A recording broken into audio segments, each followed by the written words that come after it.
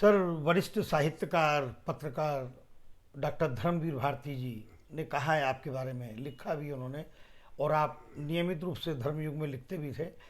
उन्होंने कहा आप क्रिकेट की सेवा तो कर ही रहे हैं लेकिन हिंदी की भी सेवा कर रहे हैं। आप उनके बारे में कुछ नहीं, बताइए। मैं कहता, आप धर्मवीर भारती जी की जब बात करते हैं ना तो मन काफ़ी भावुक हो जाता है। देखिए, वो ऐसे व्यक्ति थे, इतने बड़े साहित्यकार तो थे ही, कोई हमारे रिश्तेदार नहीं थे। मैं उनके लिए लिखता था, लेकिन वो हमारी मदद सिर्फ इसलिए करते थे कि हम हिंदी का काम कर रहे हैं प्रतिभा को और पहचानते थे प्रतिभा को पहचानते और थे, निखारते हिंदी थे। का काम कर रहे हैं।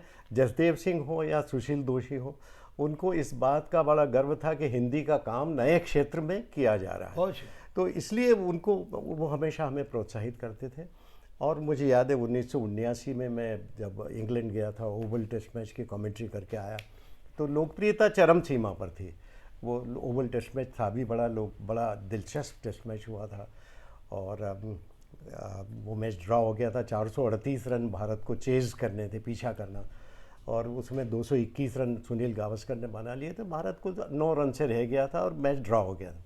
लेकिन उस दिन जो मैंने बातें की थी वो भारती जी को इतनी अच्छी लगी थी कि जब मैं वापस आकर इंग्लैंड से बम्बई आया और फिर उनसे मिला तो उन्होंने मुझे गले लगा लिया। उन्होंने कहा कि आपने आज हिंदी की जो सेवा की है, मैं कह नहीं सकता, आपने वही काम किया जो जसदेव सिंह जी हॉकी में करते क्या हैं। बात है। तो वो इतना, मेरा मन इतना खुशी से भर गया, क्योंकि कोई कहे ना कहे, अगर डॉक्टर धर्मवीर भारती ने कह दिया तो मैं समझता हूँ बहुत। फिर उन्होंने मुझे, याद है कि लंच पर भी बुलाया था घर पर। साधारणतः किसी को बुलाते नहीं थे वो, लेकिन उन्होंने घर पे बुलाया। पुष्पा जी ने स्वयं हमें बड़े प्रेम से, बिल्कुल जैसे पुत्रवत जिसको कहते हैं ना, मैं बहुत छोटा था तब। तो जयदेव जी हॉकी कमेंट्री करते थे, वो भी जैसे हिंदी में करते थे। वो हॉकी की कमेंट्री, क्रिकेट की भी करते थे जसदेव जी, जी। लेकिन हॉकी में ज़्यादा लोकप्रिय थे, तो क्रिकेट की भी करते थे। आपकी पुस्तकें कौन कौन सी आई, नहीं, मैंने किस कई विषय? किताबें, मेरी 8 से 9 किताबें छपी शीर्षक हैं, क्या जिसमें क्या? 4 तो विश्व कप पे लिखी है। एक किताब लिखी क्रिकेट का महाभारत, एक किताब थी भारतीय क्रिकेट की भूली बिसरी यादें, जी। ठीक है। एक किताब अभी छप रही है, मेरी आत्मकथा छप रही है, जो कि पेंगुइन बुक्स, जी। एक बड़े लीडिंग पब्लिशर हैं, वो छाप रहे हैं, मेरी आत्मकथा वर्ल्ड का छाप रहे टॉप। हैं, अलग अलग भाषाओं में छाप रहे हैं। अभी एक कप्तानों का बचपन, एक किताब अभी छपी, नेशनल बुक ट्रस्ट ने अभी छापी है। तो उसके करीब, तो कहते हैं कि 40 से 50 हज़ार प्रतियाँ, मतलब लाइब्रेरीज वगैरह सब जगह मिलके इतनी बिक चुकी हैं। और अभी एक क्रिकेट कमेंट्री जो मेरे दिल के बहुत करीब है, कमेंट्री एक कला एक विज्ञान, इस विषय पर एक पुस्तक लिखने का ऑफर आया है, तो वो मैं कर रहा हूँ। तो कई पुस्तकें, और विश्व कप पे 4-5 किताबें मैं लिख चुका हूँ। जी। तो कई किताबें मेरी लिखी हैं जो छपी फिल्मों में तो ये कहा जाता है जो फिल्म कलाकार हैं उनको नाम दाम फिल्में देती हैं, लेकिन वो अंग्रेजी में बात करते हैं। राइटर देवनागरी में ना लिखकर स्क्रिप्ट रोमन में लिखते हैं। कुछ कलाकार जैसे अमिताभ बच्चन, मनोज वाजपेयी और आशुतोष राणा, ये स्क्रिप्ट मतलब जो कहानी मांगते हैं देवनागरी में मांगते हैं।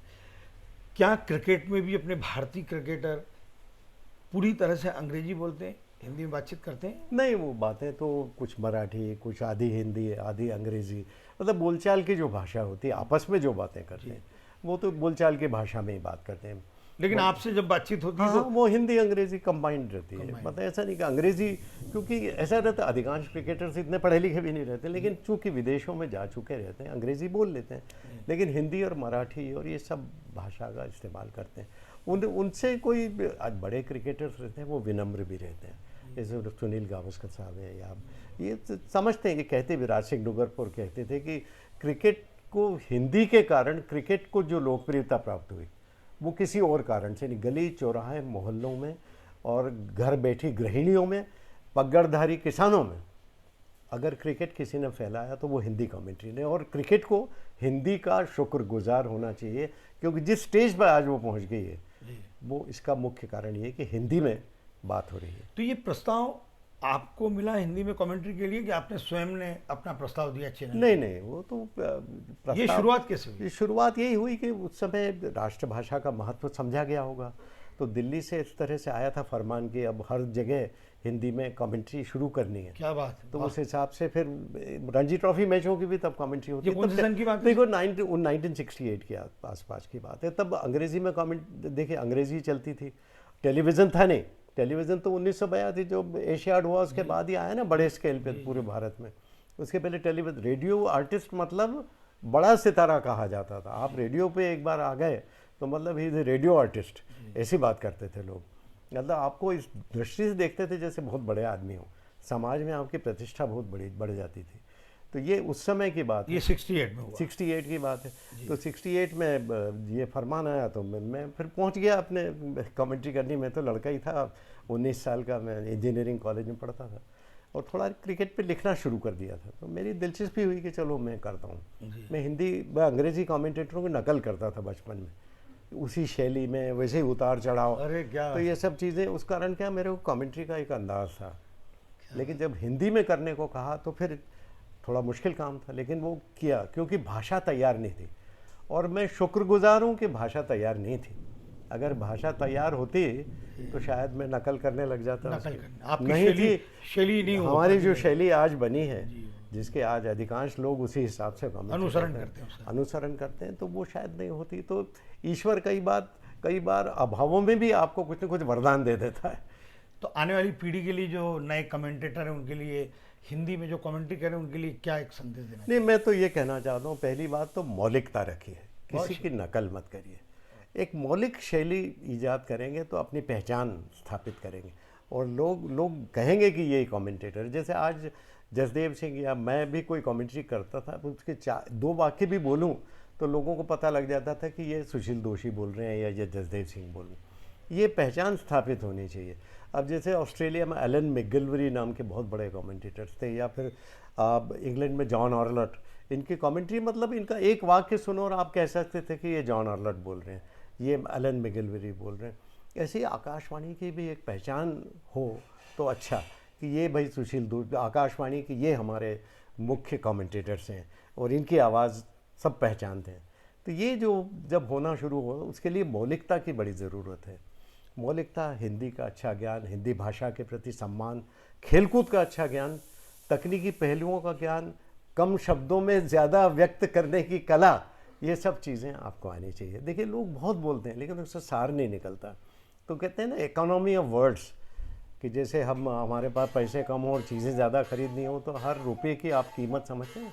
जैसे विराट कोहली जाते हैं विकेट पे या सुनील गावस्कर विकेट पे जाते हैं तो उनको मालूम रहता है कि हमारे विकेट का एक मूल्य है, इससे कम में हमें आउट नहीं होना है। लोगों की अपेक्षा है कि हम सैकड़ा मारें या 70 रन बनाएं, इससे कम में आना नहीं। वैसे ही जो कमेंटेटर रहता है उसको मालूम होना चाहिए कि कम से कम शब्दों में ज़्यादा से ज़्यादा व्यक्त करने की कला उसमें हो और व्यक्त करने की कोशिश करनी चाहिए। शब्द बेफालतू नहीं होने चाहिए, शब्दों का एक मूल्य होना चाहिए। जी, तो धन्यवाद सर। तो वैसे ही हम जो कहते रहते हैं ना कि इस समय की आपको अगर कहते हैं ना रोजगार की भाषा, ऐसे ही हमारे भारत में अनुवादक बहुत कम हुए हैं, लेकिन अगर वो सीखें पढ़ें तो निश्चित रूप से अनुवादक के रूप में उनको बहुत नौकरी मिलेगी, बहुत काम मिलेगा। लेकिन हमारे भारत में लोग सीखना समझना कम चाहते हैं। इस कारण सर ने कहा, लक्ष्मण का उदाहरण दिया कि दक्षिण भारत में हिंदी का विरोध होता है, लेकिन सीखने की प्रवृत्ति देखिए, इच्छा शक्ति देखिए कि वो भाषा को सीखना चाहते हैं। तो अगर भाषा को सीखेंगे तो निश्चित रूप से हिंदी भी रोजगार की बहुत अच्छी भाषा, अवसर भी बहुत मिलेंगे आपको। नमस्कार, धन्यवाद।